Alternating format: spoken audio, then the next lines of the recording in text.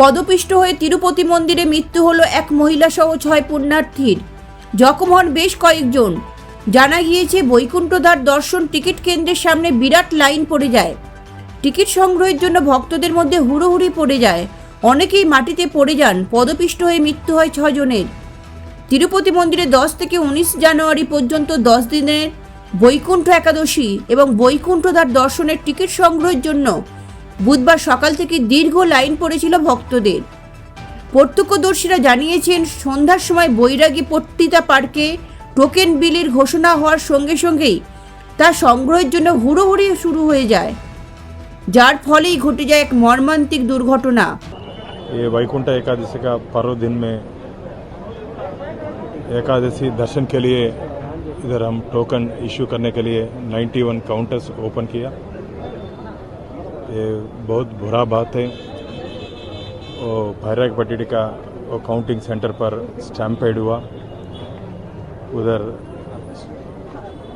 उस स्टैम्पेड में 6 डिवोटीज का डेथ हो गया और totally 40 pilgrims were admitted, were giving our best medical services to that affected devotees. But it is a very unfortunate incident, never happened in TTD history. I sincerely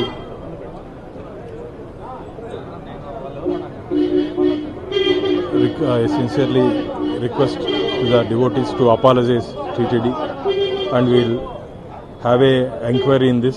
Definitely we'll take serious action. Where there was Padmavati Park and there was stampede there because all of a sudden they've opened the park at 9 p.m. and all of them, because there were around 4,000 to 5,000 people inside, they have come at once.